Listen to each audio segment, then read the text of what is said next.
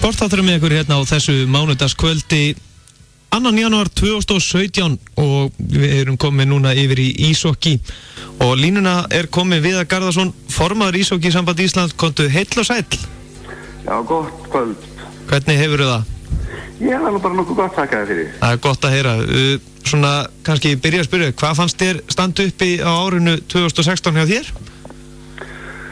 Við áttum nú svona alveg þokkalega gott ár. Við erum búin að vera byggja upp okkar karlalandsliði í allt í langan tíma og erum komnir á mjög góðan stað með það. Við erum að spila þessi lið í kringu 30 á heimslista og það nú bara alveg stórkostlegur árangur meðan við það hvað þetta í raun og veru lítil íþrótt. Það eru bara 3 skautar í landinu, það ekki nema rétt 700 mann sem að iðka ísokki og að vera með margar stór þjóðir fyrir aftan okkur á heimslistanum náttúrulega bara alveg undraverður árangur. Þannig að við erum voðalega glöð og erum alltaf að sjá meiri og meiri framfærið. Og já, það má kannski maður horfið til dæmis eins og iðkenda fjöldan hjá okkur með því að, eins og þú segir, bara 3 hallir en þá að fjölga mjög mikið yngri flokkum hjá okkur. Já, það hefur verið svona í gegnum tíðin, en ég held nú samt að eins og þetta núna þá hefur þetta staðið svolítið í stað síðustu 2-3 árin og við horfum mjög svona bjartir til framtíðar því að við höfum trú á því að stór sveitafélög hér á höfuðborgarsvæðinu eins og Kópavogur og Hafnarfjörður og að þau fara að huga því og Garðabæra sjálfsögðu líka fara að huga því að byggja skauthöll. En það þetta náttúrulega í sjálfu sér svolítið einstök mannvirki vegna þess að þau eru bæði mannvirki sem að nýtast í keppnisíþróttir og svo eru þau líka upplöð fyrir almenningsiðkun. En svona almennt séð hvernig hérna þurfa ekki þetta ekkert ódýrt að vera með skautahall? Nei, það nú bara svona skautahallir, sundlaugar, öll þessi svona mannvirki sem að nota mikla orku að auðvitað kosta þau svolítið og reksturinn á þeim kostar svolítið en reksturinn nú samt ekki dýrar en svo að ef við til dæmis horfum bara til Svíþjóðar og Finnlands að það ekkert bæjarfélag, almennilegt bæjarfélag nema ef að búa fleiri en 5.000 manns saman þá komið skautahöll alveg leið, Þannig að þetta ekki í þeirri stærðargráðu að þetta sé eitthvað óyfirstíganlegt. Þetta meira svona kannski spurningin það að þjóðin á bara svolítið eftir að læra það að nota tækifærin sem í kringum þetta. Þetta frábær almenningsíþrótt og þetta líka frábær keppnisíþrótt. Þannig að þetta svona bara, ég held að þetta kemur svona smátt og smátt að ég held að þegar að bæjarfulltrúar mismunandi sveitafélaga eru búinir að leggja göngustíga út allt, það verið að leggja hjólreiðastíga, það verið að hjálpa fólki að stunda íþróttir til að ná bættri heilsu og allt það að þá passar bara skautahús, ég vil nú frekar að kalla þetta skautahús heldur en skautahöll, því að þetta engar hallar byggingar, þá passar skautahús bara alveg fullkomlega inn í þá mynd. Nákvæmlega. En hérna svona áður við förum áfram í árið 2016 þá má segja hvernig gengur svona félagunum að komast að. Nú náttúrulega skautahallina þeirra yfirfulltar eða ekki yfir að fólki og fjölskyldum yfir mest alla daga. Jú, það hérna sem betur þeir þetta mjög vinsæl mannvirki og það mikil ásókn bæði hjá almenningi og það mikil ásókn inn í félögin líka og við mögum ekki gleyma því að þessi hús hýsa meira heldur en ísokki. Það stundaði líka listdans og Akureyri mjög öflug krulludeild líka. Og hérna, þannig að okkur vantar fyrst og fremst fleiri hús. Það nú það sem að kannski stendur þessum íþróttum fyrir þrifum að það vantar fleiri hús og vantar fleiri félög. Við spilum hér í karladeild með 4 lið sem kom úr 3 húsum og við vildum mjög gjarnan sjá húsin fara upp í 5-6 og komast upp í svona 8 liða deild áður en langt líður. En já, það búið var það á þessu árið í fyrra það sem bættist við 1 aukafélag Kallamegin, Esjan? Já, það kom nú reyndar, þetta er 3. tímabilið þeirra. Já. Svona er tíminn fljótur að líða. Já, næðir áfram. Esja er stofnuð af leikmönnum sem koma úr öllum félagunum. Þetta voru kannski svona í upphafi voru þetta leikmenn sem að höfðu kannski ekki tíma til þess að æfa eins stíft og lagt þar upp með í hinum félagunum og vil samt ekki yfirgefa íþróttina og þeir stofnuðu þess að Esju og í dag eru þeir bara að gera rosalega gott mót, enda margir mjög öflugir leikmenn sem að kannski vegna skóla eða vinnu hafa ekki geta æft eins þétt og þeir hefur kannski viljað en fóru yfir í Esju til þess að taka svona aðeins öðris á þessu og það hefur bara virkað mjög vel. Þetta er mjög öflugur hópur og á sama tíma og þessi svona, þetta er nú kannski svolítið eldri leikmenn á sama tíma og þessir aðilar stofnuðu Esju þá var því raun og veru til fullt af plássi fyrir frábæra unga menn sem að koma upp í hinum liðunum núna og eru í raun og veru svo framtíð sem að við erum að horfa til. Við erum að senda núna hérna eftir örfáa daga undir 20 ára landsliðið okkar til Nýja-Sjálands, til Kefli. Það er nú ansi, já það er kannski afsakið gríp inn í, það er kannski hlustendinn áttar sig kannski ekki á því hvað það er stórt afrek. Nei, það er náttúrulega, það liggur við að það hefur verið algjörlega svona ókleifur múr fyrir okkur í upphæðu. Það íshokkeylið er ekkert lítið lið, þetta eru 22 leikmenn og þjálfarar og þetta er svona 28 manna hópur og að senda menn, ég held að Nýja-Sjáland er sko eiginlega svo flugleið, Ísland Nýja-Sjáland er eina af þeim flugleiðum á jörðinni sem er talin vera einna lengst og það er bara eiginlega ekkert hægt að ferðast lengra, ef maður fer lengra þá er maður leiðinni heim aftur hinum meginn á kúlunni sko. og en allavega þetta var alveg ótrúlega erfitt verkefni en við bara búum svo vel í þessari hreyfingu að það hefur í gegnum tíðina verið ótrúlega mikið af góðu fólki, foreldrum, velgjörðamönnum, styrktaraðilum og við höfum líka fengið aðstoð erlendis frá og allt saman kemur þetta heim og saman og svo það má ekki gleyma því heldur að þrátt fyrir þetta að þá eru foreldrar þessara drengja að leggja mikið til með þeim. Það er bara hinn kaldi sannleikur í íslensku íþróttalífi að ungmennastarf meir og minna hjá öllum sérsamböndum ISÍ er fjármagnað að stórum hluta foreldrum.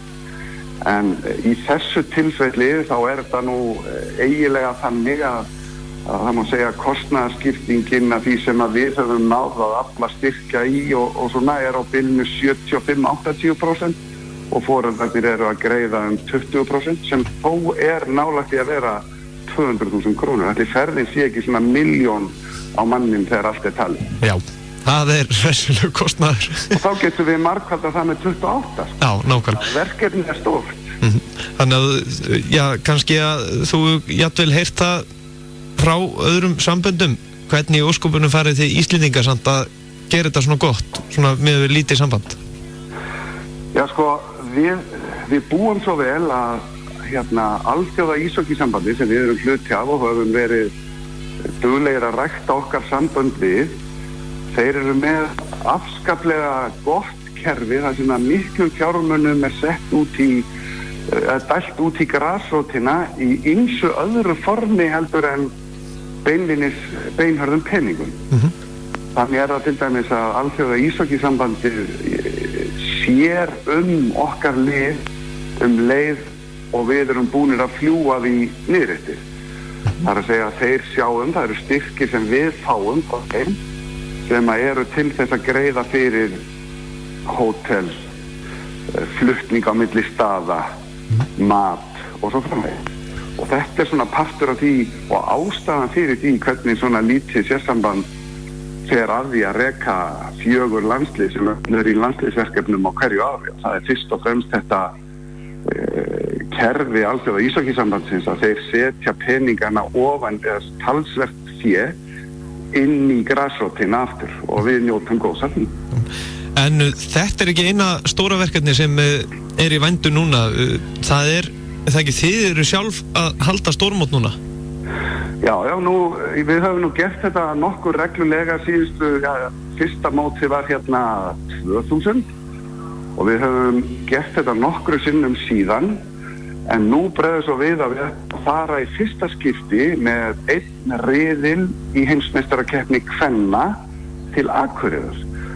Og það nú eiginlega mjög vel við hæfi, bæði vegna þess að Akureyri náttúrulega, má segja, vagga íshokkís á Íslandi og þarna var íþróttinni haldið á lífi í gegnum súrt og sætt í gegnum áratugina og hérna, en ekki bara það, heldur má segja sem svo að kjarninn í öllu kvennastarfi íshokkísambandsins á Akureyri. Þeir byrjuðu fyrir löngu að laða konur að íþróttinni, hefur gengið það vel og það afskaplega flottur hópur af íshokkíkonum og stelpum sem að æfa og spila á Akureyri og okkur fannst það bara mjög tilhlýðilegt að reyna að fara með mótið þangað og svo má ekki gleyma því að til þess að þetta væri hægt þá eru aðilar að aðstoða okkur við þetta og í því sambandi þá verði ég að nefna sérstaklega Akureyrarbæ og síðan Vetraríþróttamiðstöð Íslands sem að aðstoða okkur að koma með mótið norður. Þannig að en verður þetta allt fyrir norðan bara? Já, þetta mót sem að spilað á Akureyri og í endan febrúar og byrjun mars að það allt spilað fyrir norðan og það spilað í heila viku, það eru 5 leikdagar og 2 hvíldardagar og spilaðir 3 leikir á dag.